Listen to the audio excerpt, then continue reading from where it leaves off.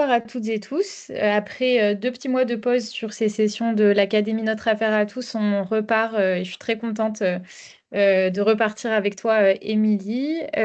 Donc, puisqu'on va dédier la session d'aujourd'hui au sujet des PFAS. Et donc de voir, toi, de ta position, je vais te présenter rapidement et puis ensuite tu auras l'occasion de le faire davantage, mais de voir voilà, comment est-ce que tu as pu observer l'histoire de ce scandale industriel et quel rôle a eu l'investigation journalistique à laquelle tu as contribué dans la révélation de ce scandale, les prises de conscience, les réactions médiatiques et économiques.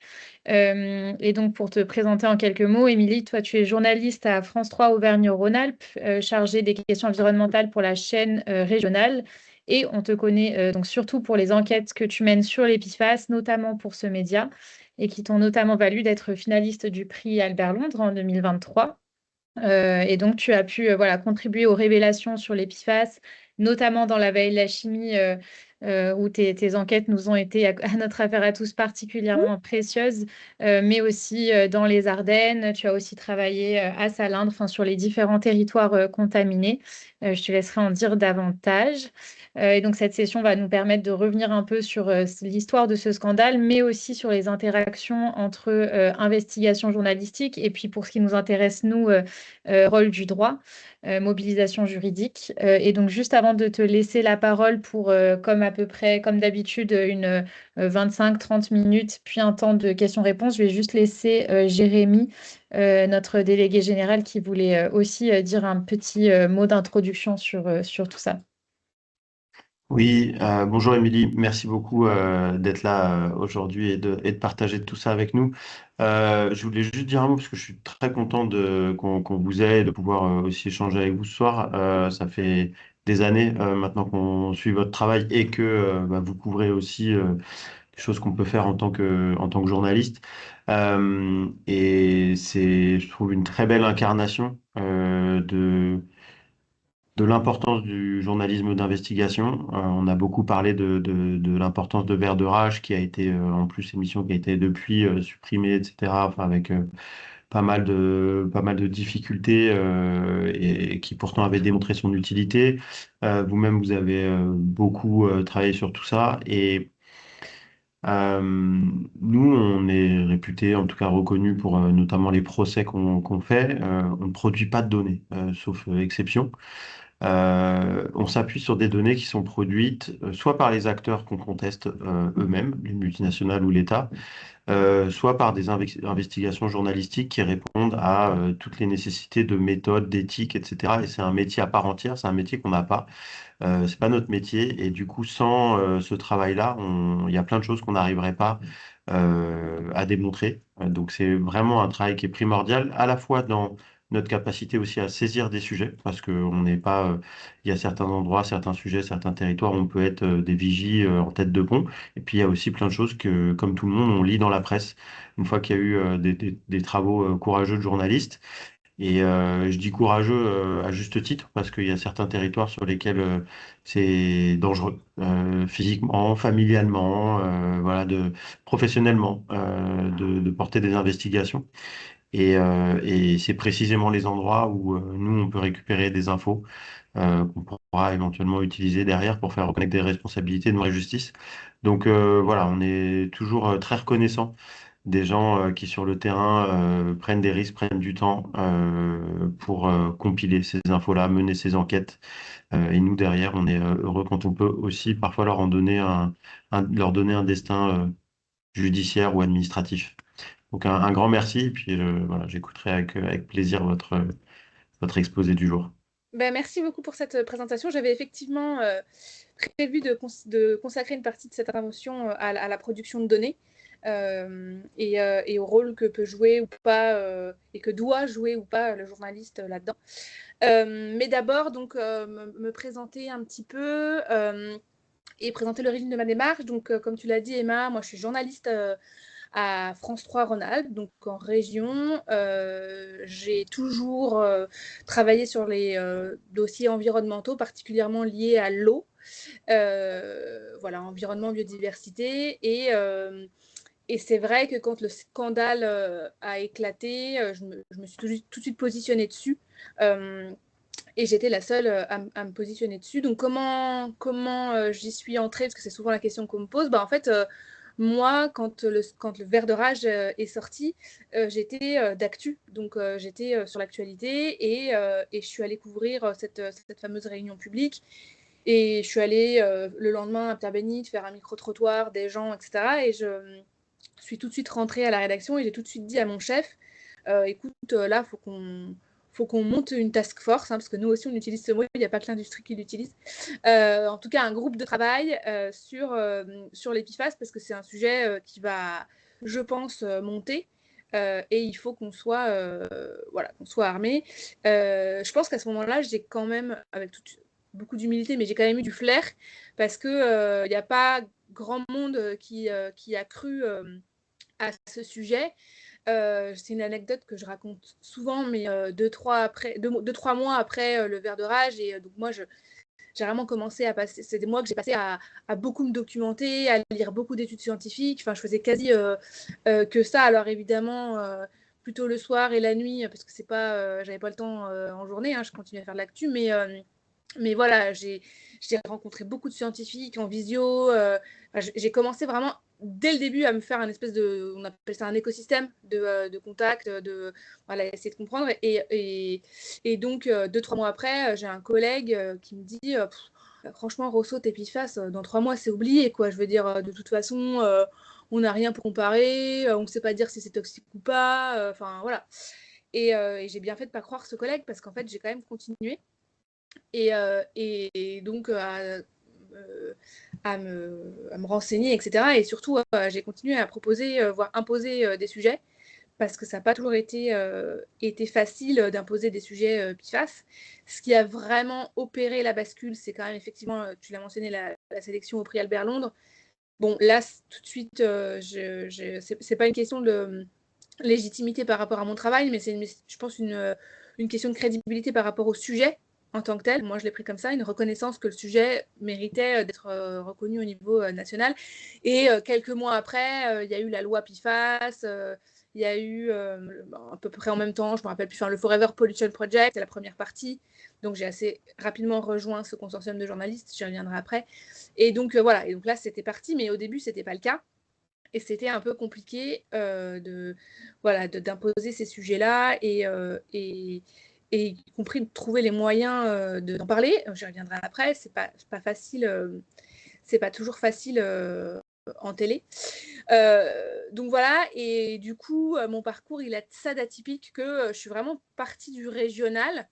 C'est le cas d'école en fait où on part du régional et on change d'échelle, on monte d'échelle, donc jusqu'à l'échelle finalement internationale, puisque j'ai travaillé avec des journalistes américains, etc. Ce qui se fait pas souvent en presse quotidienne, en presse régionale. Et c'est ça aussi, j'en parlerai après, et c'est vraiment dommage parce que c'est hyper important. Et donc voilà, je le précise parce que en fait pour moi ça a vraiment été une caractéristique de mon travail, finalement, ça a été de pouvoir jongler entre les échelles. Donc, voilà, très local, plus régional, national, européenne. Et en fait, de faire des ponts entre ces échelles-là au niveau de mes enquêtes et au niveau journalistique. Et ce qui, je pense, a contribué à, d'une part, l'impact de ces enquêtes, j'y reviendrai après, et aussi à pouvoir faire monter un sujet au niveau national, parce que voilà, il faut quand même rappeler qu'il est parti d'ici, ce scandale. Maintenant, on est loin d'être le pire hotspot, et voilà, on a beaucoup plus de données, mais il est quand même parti d'ici, et c'est tout ce qui s'est passé ici. On aura peut-être l'occasion d'y revenir, mais cette espèce d'écosystème entre juridique, mouvement citoyen, journalistes, chercheurs, qui a vraiment fait monter le sujet. Mais quel est le rôle des journalistes là-dedans, on en parlera après. Mais voilà, il est vraiment parti d'ici. Et moi, je dirais que mes enquêtes, elles ont suivi en fait le mouvement. C'est-à-dire qu'au début, elles étaient très locales. Ensuite, je suis passée à l'échelle régionale, nationale. Enfin voilà, mes enquêtes, elles ont suivi le mouvement finalement PFAS. Donc voilà. Alors, je vais peut-être pas détailler toutes mes enquêtes, enfin voilà, ce serait un peu pénible, mais du coup, ça fait 4 ans que je travaille sur les PFAS et j'ai eu l'occasion effectivement de travailler à la fois pour par exemple sur Solvay, pour des médias américains, où on a fait ce qu'on appelle des cross-border, en fait, donc des collaborations entre médias de différents pays. Aussi pour le Forever Lobbying Project, que vous connaissez peut-être plus, qui a l'année dernière calculé le coût de la décontamination au PFAS, mais aussi mon travail spécifiquement, moi, dans ce collectif-là, c'était surtout de travailler sur l'historique de la connaissance de la toxicité des PFAS. Donc moi, j'ai beaucoup travaillé sur des documents anciens, qu'est-ce que savaient, enfin, dresser une chronologie de ce que savaient les industriels, à quel moment, comment ils se parlaient, qu'est-ce qu'ils se disaient, enfin, voilà, tout ça, c'était mon travail. Et donc ça, c'était vraiment le syncrétisme de toutes ces échelles, quoi. C'est-à-dire à la fois que ce soit très local pour donner un exemple, donc la plateforme industrielle de Pierre Bénite et les industriels qui y étaient, donc aujourd'hui Arkema et Daikin, mais leurs prédécesseurs aussi. Le niveau européen, parce que voilà, il y a un contexte réglementaire européen, puis le niveau international. Donc vraiment, c'est ça qui a permis de reconstruire toute cette chronologie et de tirer les liens en fait entre les industriels. Et c'est peut-être ce qui m'a le plus marqué finalement dans cette enquête, c'est tous ces documents en fait, ces documents parfois internes, parfois pas internes, mais tous ces documents qu'on a récupérés, parce que dans le cas du Forever Lobbying Project, on a quand même récupéré 14 000 documents en tout qu'on a décidé de mettre en ligne. Donc il y avait des documents qui venaient des États-Unis, des documents qu'on a obtenus en CADA, des documents que j'ai obtenus qui étaient internes aux entreprises. Et en fait, ce qui m'a beaucoup marqué, c'est de voir que tout était écrit noir sur blanc.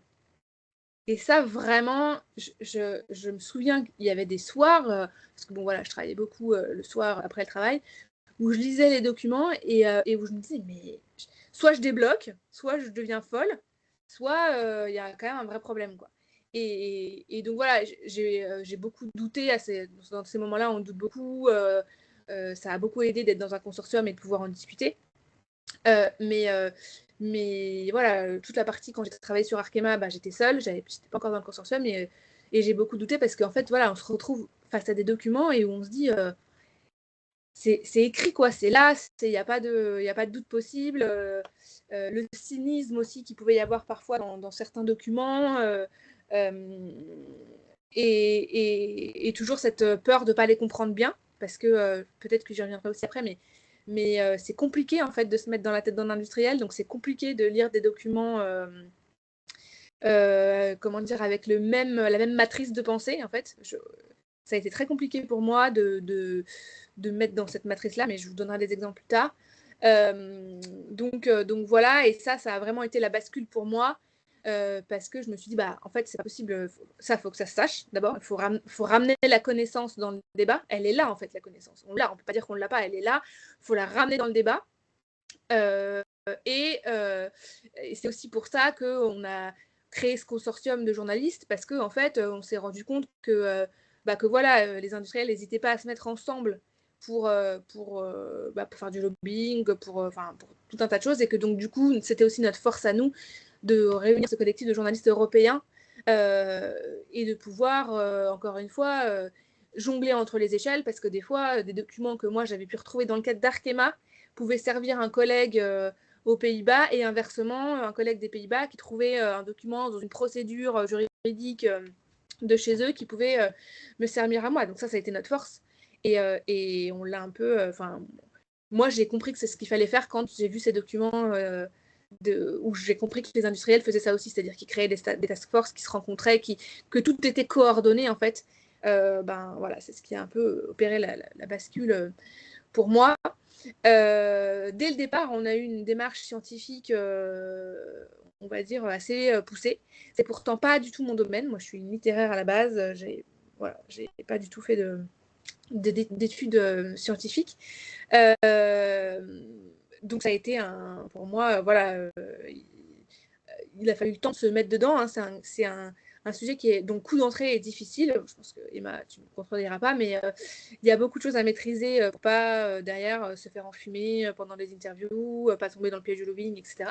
Et donc très tôt, j'ai appris dans le cadre du Forever Lobbying Project, mais pas que, à coopérer avec les scientifiques dès le début, c'est-à-dire pas juste arriver à la fin et poser des questions, c'est-à-dire inclure les scientifiques dès le début de notre démarche. Donc c'est ce qu'on a fait dès le début, et puis surtout donc c'est rapidement dit qu'il fallait produire en fait de la donnée. Et ça, c'est assez nouveau. Alors Martin Boudot le fait déjà depuis quelques années, mais c'est pas très courant. Enfin, encore moins à France-Rhône-Alpes. Donc on a assez rapidement décidé de faire ces fameux tests sur la population de Pierre Bénite. Alors avec toutes les limites qu'il pouvait y avoir. On avait un très petit échantillon, voilà. Mais dès le début, on y a associé des scientifiques, et on l'a refait là récemment dans le cadre des Ardennes, donc où on a publié avec Disclose une enquête sur les boues, les PFAS dans les boues, et où on a été faire des prélèvements dans les Ardennes, cette fois-ci dans les boues et dans les sols, parce que ceux des pouvoirs publics en fait ne sortaient pas, et que, enfin bon, on avait commencé avant en fait, mais bon voilà, on savait que ça allait prendre du temps, donc on l'a fait, et là du coup ça pose une nouvelle question pour moi, c'est quel est le rôle des journalistes dans la production. Pour moi, un journaliste, c'est quelqu'un qui produit de l'information. Alors, parfois, juste, il la met en forme et il la rend. Quand il a le temps d'investiguer, etc., il produit l'information. Mais par contre, il ne produit pas de la donnée, quoi. Et il produit encore moins une interprétation des données, donc une connaissance. Et du coup, cette partie-là, elle m'a, dès le début, beaucoup interrogée, d'où cette volonté de s'associer très en amont à des scientifiques pour ne pas faire n'importe quoi. Et finalement, c'est une façon de travailler que j'ai gardée, parce que là, sur d'autres projets qui n'ont rien à voir avec les PFAS, je continue on va dire, cette façon de travailler qui est d'associer des scientifiques dès le début pour pas dire de bêtises, quoi. Et puis surtout pour faire valider la méthode, etc., etc. Donc là, en l'occurrence, dans les Ardennes, on a travaillé avec le professeur Sauvet, et on voit bien que ça marche, puisque l'enquête sur les Ardennes, elle a quand même hyper bien marché, dans le sens où on y reviendra un peu après, ce que c'est l'impact, mais bon voilà, à la fin, on aboutit à une circulaire, quoi. Et une circulaire qui n'était pas du tout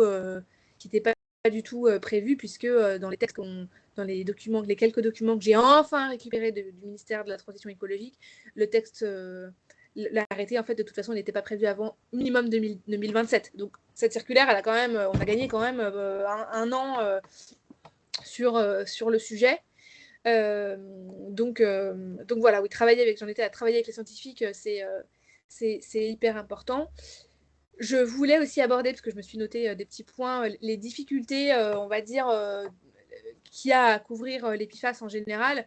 J'ai parlé tout à l'heure un petit peu du fait qu'au début, j'étais seule, après on était plusieurs, mais on était quand même très seuls. Bon, ça a beaucoup évolué, donc ça va mieux, mais il reste quand même deux problématiques principales. La première, c'est la complexité du sujet. Et je le vois aujourd'hui encore, j'ai encore beaucoup de collègues qui disent des conneries en fait sur les PFAS, parce que c'est un sujet qui est difficile, c'est un sujet, on n'y rentre pas comme ça, quoi. Enfin, pour pas se faire embobiner par un industriel, faut savoir ce que c'est la différence entre un PFHXS, entre un PFHXA, qu'est-ce qu'il produit, est-ce que c'est un fluoropolymère, est-ce que c'est pas un fluoropolymère, enfin, c'est des trucs on ne peut pas passer à côté, et j'ai encore aujourd'hui trop de collègues qui passent à côté, et du coup qui disent des conneries, et bon, ça c'est la vie, mais c'est embêtant parce que du coup ça nous dessert, quoi. Ça nous dessert. Enfin, voilà, moi je pense que sur le sujet, il faut quand même rester. Il faut trouver un juste milieu entre être trop alarmiste et pas du tout alarmiste, mais dire aussi qu'on va tous mourir demain, c'est pas vrai. Donc il faut trouver une manière de ramener en fait des faits et de la science dans le débat, et ça c'est complexe, parce qu'en fait quand on est journaliste d'investigation, on n'a pas beaucoup de temps. C'est difficile de vendre des sujets, donc il faut quand même accepter qu'une partie de notre temps, il est à pas produire, mais juste se renseigner. Alors aujourd'hui, après 4 ans, ça commence à être plus facile pour moi, mais il y a encore des fois où j'apprends des trucs sur les PFAS, où je reçois une étude, et ça continue, quoi. Et donc voilà, je pense que c'est quand même un sujet très très très complexe. Il y en a pas beaucoup, il y en a d'autres, hein. Les pesticides aussi, c'est très très compliqué pour bien couvrir, enfin voilà. Mais ça fait quand même partie des sujets, on va dire, du moment les plus difficiles à, à couvrir à cause de cette complexité. Et puis la deuxième difficulté pour moi, qui suis quand même une journaliste télévision, eh ben, c'est la mise à l'image des PFAS, parce que donc, par définition, ils sont invisibles. Donc j'ai fait 2 documentaires dessus, j'ai dû faire, je sais pas, au moins une 50aine de sujets télé. Et à chaque fois, les mêmes questions, comment je les mets à l'image, comment j'en parle, etc. etc. Parce que bah, voilà, en télé, il y a quand même un principe de base qui est très simple, c'est que pour accrocher les gens, bah, il faut voir quelque chose. Et sinon, ils zappent, quoi. Et ça, c'est une difficulté, enfin, bon, c'est la réalité de mon métier, mais c'est une difficulté supplémentaire quand on parle des PFAS. Donc, j'ai à peu près tout essayé, hein, dessiner sur un tableau, faire des effets fluo, faire des molécules qui apparaissent. On a essayé un peu tout ce qu'on pouvait. Ça marche parfois, ça marche un peu moins à d'autres, mais bon, voilà. Et donc, c'est aussi un petit peu ce qui m'a poussée vers la BD.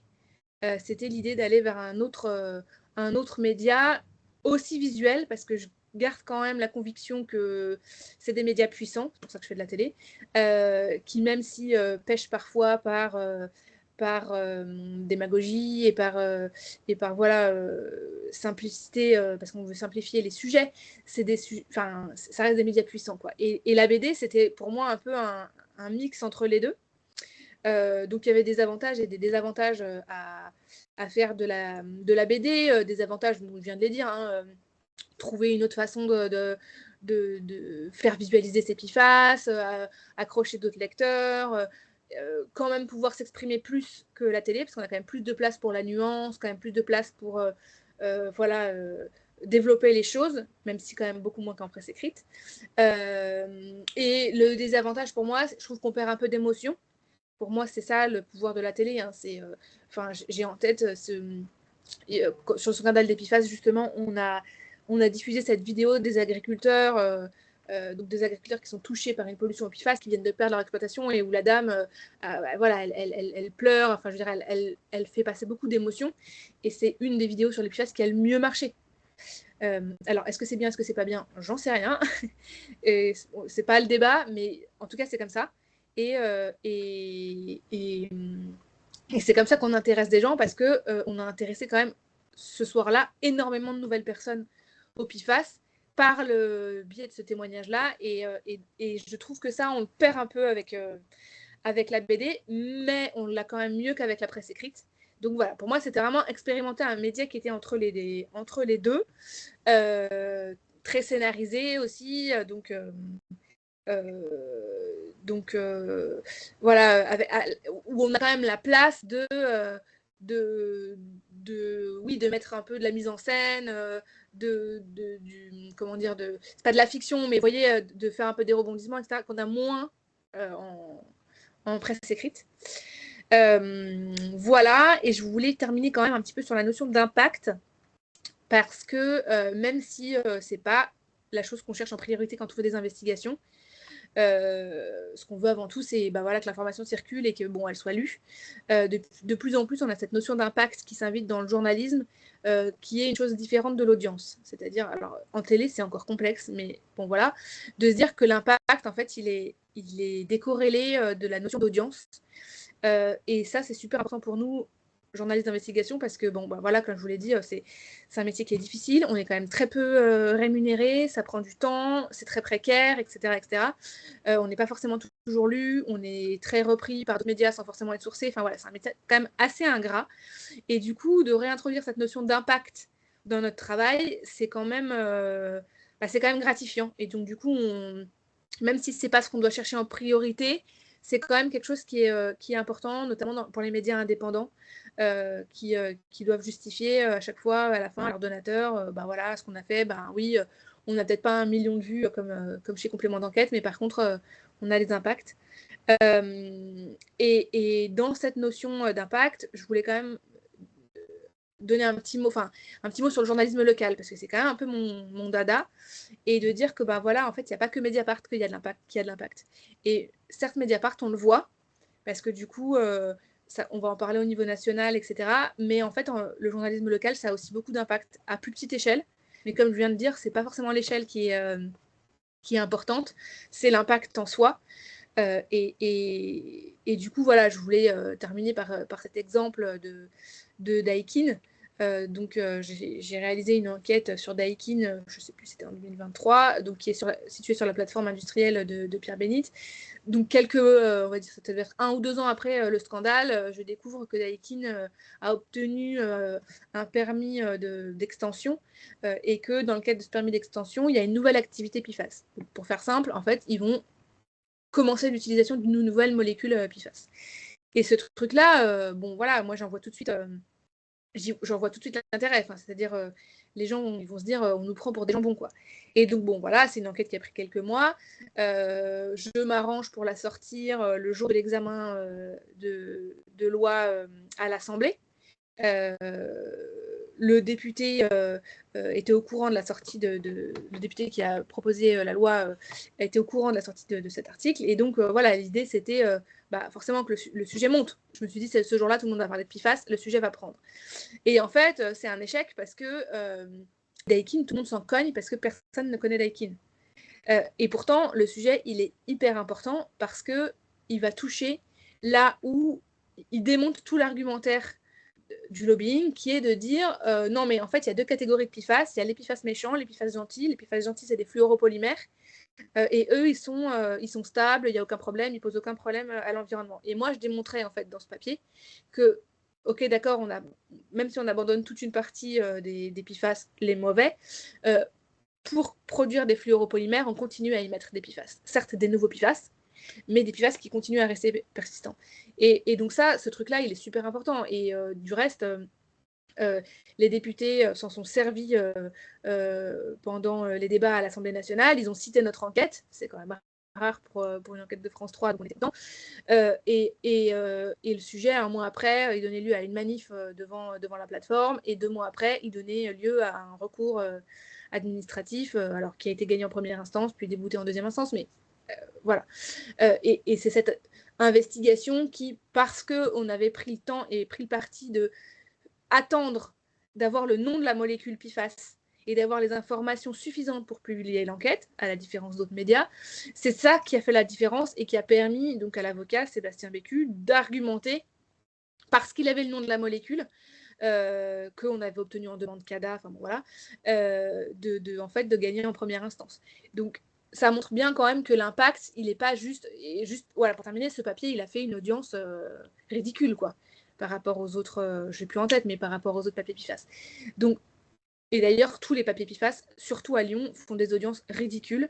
On ne s'explique toujours pas pourquoi, mais même quand on a un truc qui se passe sur Lyon, qu'on est les premiers à le sortir, de toute façon, nos papiers, ils ne marchent pas, Google ne les remonte pas, donc on le fait un peu pour la gloire, quoi.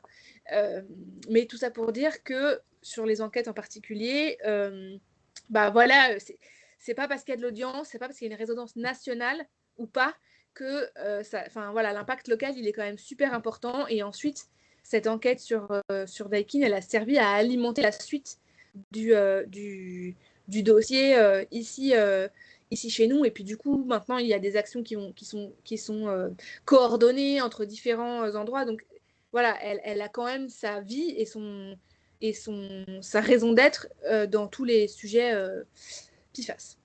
Et voilà, je crois que j'ai fait un peu le tour de la question, sauf si tu as d'autres questions, Emma. Mais ouais, oui, j'en ai plein, mais je laisserai aussi évidemment s'il y a d'autres questions dans la discussion, n'hésitez pas à les écrire en attendant. Mais effectivement, sur ce dernier exemple que tu donnais de la réautorisation des extensions d'usines Arkema et Daikin qui ont eu lieu coup sur coup en 2024. Ça a vraiment fait la différence sur Daikin de connaître cette molécule grâce au travail d'investigation journalistique. Et donc, c'était le fait de connaître cette molécule qui a permis au juge en première instance, effectivement, en référé, de suspendre l'autorisation. Bon, quand même, il l'a réautorisé ensuite. Par rapport à Arkema, par exemple, où on n'avait pas ces informations sur précisément quelle molécule allait être concernée. Et où, du coup, le juge, y compris en première instance, n'a pas suspendu l'autorisation. Donc, ça a vraiment fait la différence. Et en termes d'impact, ça nourrit ce que tu disais. Moi, j'ai peut-être effectivement une ou deux premières questions, alors selon celles qui arriveront en parallèle. J'ai par ailleurs repartagé dans la discussion des liens de tes enquêtes, de certaines des enquêtes auxquelles nous on se réfère très souvent, et le lien vers la revue dessinée du coup sur la BD. Ouais, je Euh, voulais vous partager, mais je sais pas si je peux partager l'écran. Je vais essayer. Normalement, tu peux. Moi, ma question, c'était justement comme tu es en première ligne, on va dire, de tous ces sujets, est-ce que, sur la position des travailleurs et des syndicats, c'est souvent une question, voilà, qu'on nous pose, y compris à moi. Donc, moi, j'ai aussi un avis, une observation, mais est-ce que toi, c'est des choses que tu as vues évoluer depuis 2022? Peut-être dans voilà, l'accès aussi ou la volonté de personnes salariées de parler du sujet, ou est-ce que tu trouves que c'est encore compliqué, en tout cas sur notre territoire de la vallée de la Chine? Ouais, alors moi, j'ai toujours été en lien avec des salariés et des syndicats depuis le début. Et j'ai toujours quand même trouvé qu'ils se posaient des questions. Après, le vrai sujet, c'est est-ce qu'ils étaient prêts à rendre ça public. C'est deux choses différentes. Bon, bien sûr, le sujet, il a beaucoup évolué maintenant. La CGT a pris position. Ils ont monté un groupe de travail sur les PFAS. Donc, il y a des choses qui se passent au niveau salarié. Même, je trouve beaucoup de choses. Voilà, après, la question, c'est est-ce qu'ils ont envie de le rendre public? Et on peut comprendre qu'ils n'aient pas forcément envie, vu les pressions qu'ils peuvent subir parfois en interne, quoi. Donc, je pense qu'il faut respecter ça. Et moi, en tout cas, en tant que journaliste, je le respecte parce que j'ai parfois des infos que je diffuse pas parce que, voilà, les syndicats ou les salariés sont pas prêts et qu'ils sont en première ligne. Donc, faut attendre qu'ils soient prêts à communiquer. Par contre, je pense que on ne peut pas dire qu'ils s'en soucient pas. C'est pas vrai. C'est même plutôt le contraire. Alors, est-ce que c'est tous les syndicats? Ça, j'en sais rien. Mais est-ce que c'est tous les industriels? Oui, en fait, dans tous les sites. Et là, je le vois bien, même de plus en plus, je suis contactée par des gens où c'est juste des utilisateurs de PFAS. D'ailleurs, dans des comment dire, des applications auxquelles même moi, j'aurais jamais pensé, qui commencent à se poser des questions en interne, voilà, sur quelle molécule. Après, c'est pas facile, hein, parce que tout le monde utilise du PFOA, c'est sûr, c'est interdit, mais tout le monde n'utilise pas du PFHXA ou de FTS, donc il y a 10 000 molécules, c'est identifié qu'on est face à des PFAS, etc. Donc, c'est pas toujours simple, mais on est loin aujourd'hui il y a 4 ans où tout le monde découvrait le sujet, quoi. Enfin, même, y compris sur la plateforme industrielle de Pierre Bénite, les syndicats découvraient l'ampleur de la problématique. Mmh. Ouais, c'est clair. Oui, on s'est tous pris la vague en même temps, effectivement, il y a 4 ans, quoi. Et quand tu dis que dans les documents dont tu prenais connaissance, tout était écrit, alors, en tout cas, dans les informations que tu as pu déjà publier, est-ce que tu peux peut-être partager un peu justement la nature de la Ouais, connaissance ancienne? Alors, tu as je vais dédié vous certains papiers partager là-dessus. l'article que j'ai écrit. Qui, Parce que pareil, est un sujet qui n'a pas beaucoup marché en termes d'audience, on va dire, mais qui pourra changer probablement pas mal de choses au niveau juridique. Il faut que je retrouve la discussion. Donc voilà. Parce que du coup, pour le contexte aussi, pour tout le monde, peut-être tout le monde ne le sait pas, mais effectivement, il était documenté qu'aux États-Unis, les industriels qui produisaient les PFAS ont commencé à être au courant des risques associés à ces molécules très tôt dans les années 50-60. Et en France, on n'avait pas, jusqu'à notamment tes enquêtes, Émilie, on n'avait pas forcément justement ces informations sur est-ce que les industriels français étaient aussi au courant depuis des décennies des risques associés au PFAS. En fait, là, il y a eu deux choses différentes. C'était ce que je disais tout à l'heure, on jongle entre les échelles, donc on récupère des documents d'un peu partout et après on les met en regard. Donc, il y a eu des documents internes. J'ai obtenu des documents internes à Arkema qui montraient qu'à minima en 97, 3M, donc qui était un producteur américain PFAS, l'inventeur même des PFAS, donc qui savait déjà tout depuis longtemps, était venu informer Arkema des risques associées à l'utilisation de PFAS. Et en fait, ça, de retracer la chronologie très précise, parce qu'en fait, il se trouve qu'aux États-Unis, l'avocat Robert Bilott a réussi à obtenir beaucoup de documents internes à 3M et à DuPont. Et en fait, de redresser cette chronologie qu'on a publiée d'ailleurs sur notre site internet du Forever Lobbying Project, ça nous a permis de dire, bah voilà, en fait, en 97, quand 3M vient voir à l'époque Atofina, et qui parle de ça, ça, ça et ça, c'est parce qu'il savait ça, ça et ça.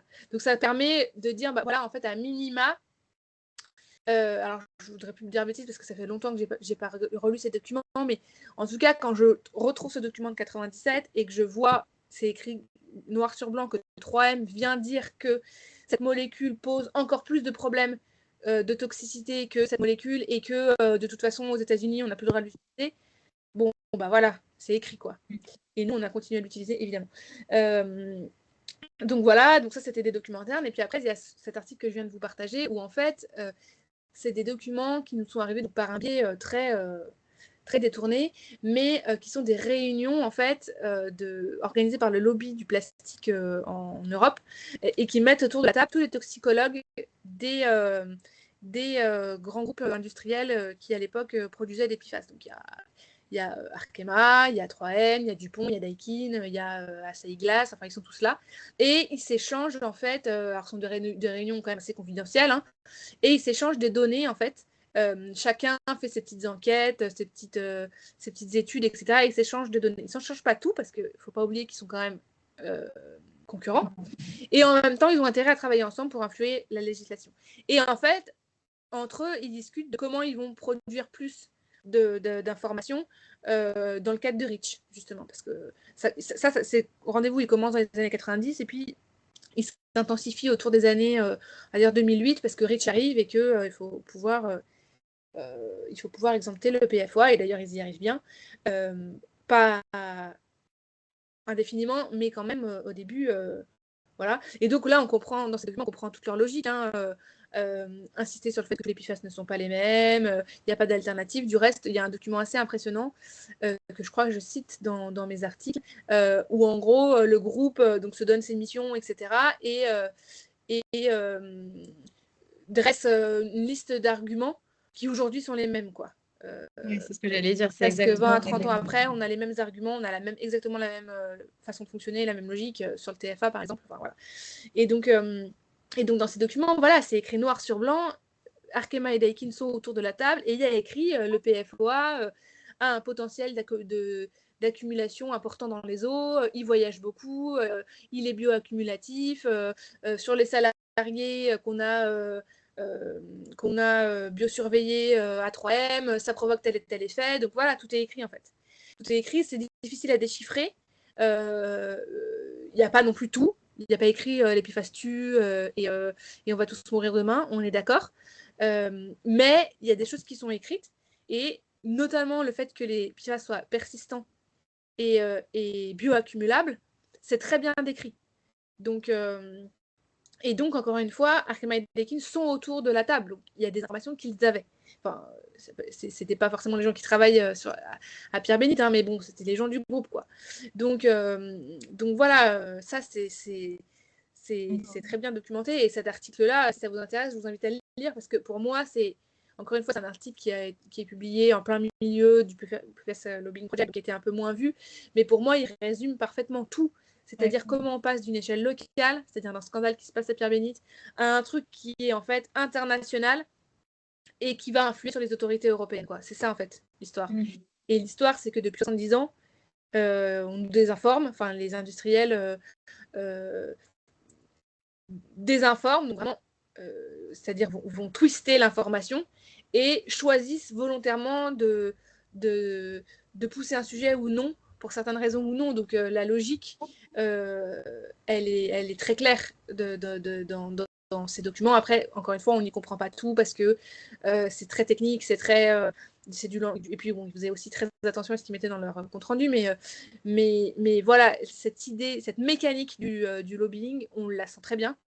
Et de se dire que bah voilà, ils ont commencé dans les années 90 et que ça continue aujourd'hui, c'est ça qui est frappant dans ces documents.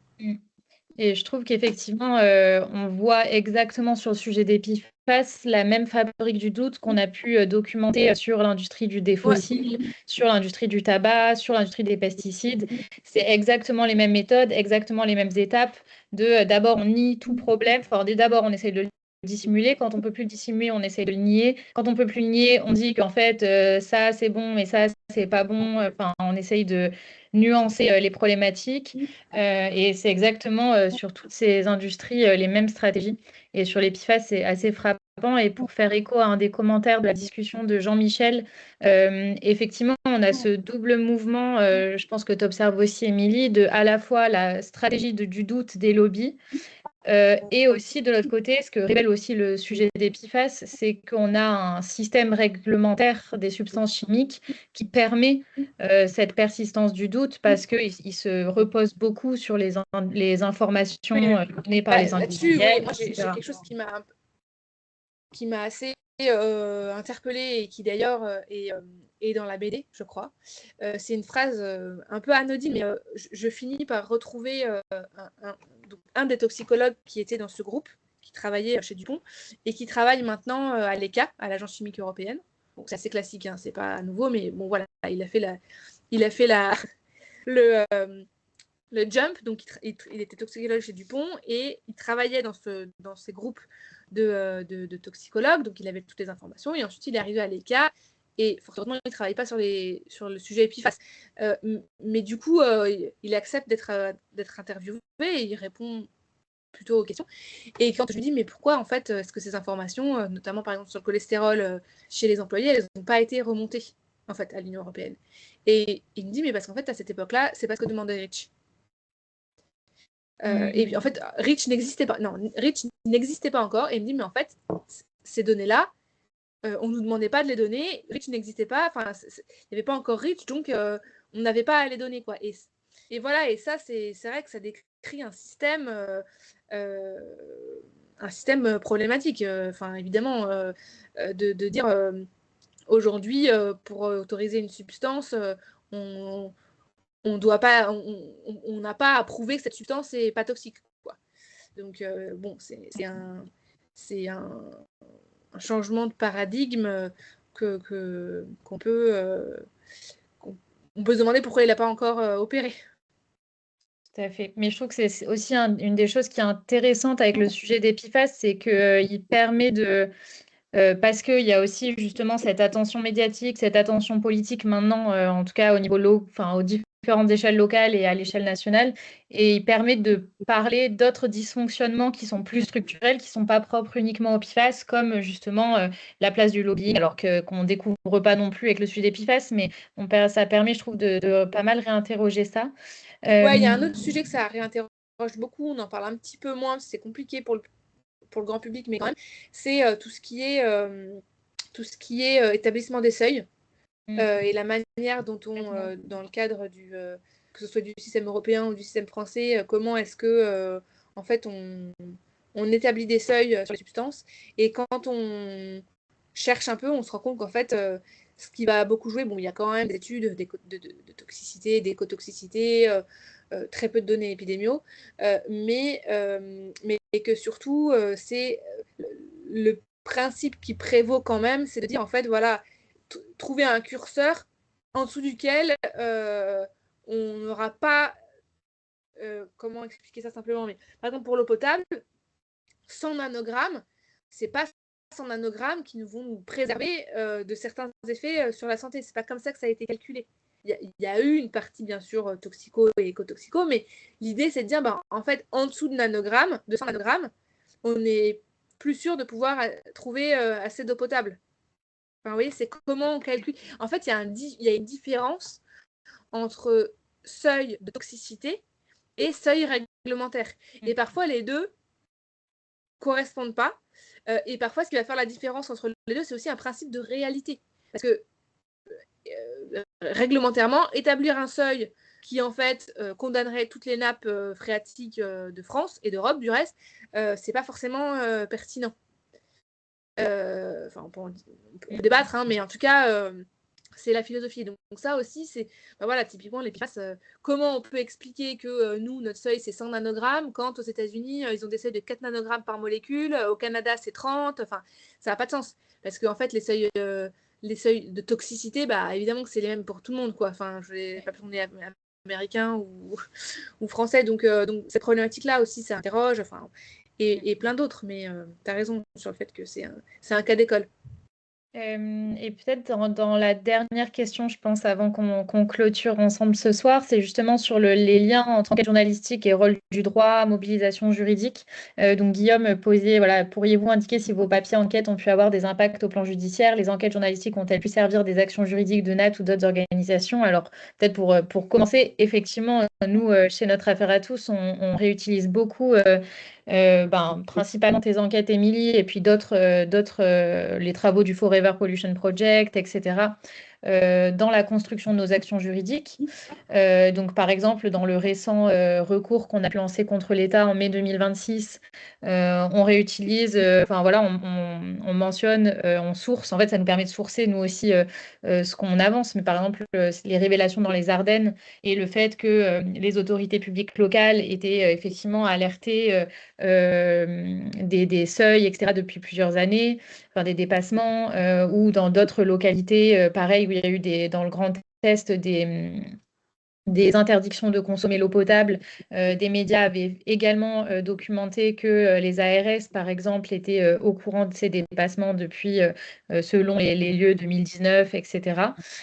Donc nous, on se réfère effectivement beaucoup à ces enquêtes journalistiques parce que ça nous permet de sourcer les manquements qu'on souhaite dénoncer. Et ça permet aux juges du coup de voir que c'est pas juste nous qui inventons en gros des choses, mais que ce sont le résultat de travaux journalistiques, donc qui répondent aussi, comme disait Jérémy en début de session, à une méthode, à une éthique, etc. de l'enquête. Voilà, je ne sais pas toi comment tu observes un peu ces interactions de mobilisation juridique et nous, après, on fait pas une enquête pour que ça donne lieu à une procédure juridique. Enfin voilà, on fait une enquête pour que voilà. Mais c'est vrai que je constate que dans le cas d'Epifas particulièrement, quasi toutes en fait les enquêtes que j'ai réalisées ont donné lieu à une à une procédure juridique derrière ou vont bientôt le faire, y compris dans les Ardennes, hein, puisque pas longtemps après notre enquête, il y a les agriculteurs qui ont porté plainte, les communes qui ont porté plainte, les pêcheurs qui ont porté plainte. Qu'est-ce qu'il y a eu? Enfin, vraiment, il y a eu un gros flot de plaintes à ce moment-là. Donc, il y a la réponse juridique, il y a aussi la réponse réglementaire, hein, qui est importante. Donc, j'ai parlé tout à l'heure de la circulaire, mais il y a aussi eu, enfin voilà, la loi PFAS, elle a quand même fait suite en partie à nos premières enquêtes et surtout au Forever Pollution Project. Cette carte montrait que c'était pas juste terre bénite. Donc oui, c'est sûr que ça se nourrit et en même temps, ça crée aussi des mobilisations citoyennes.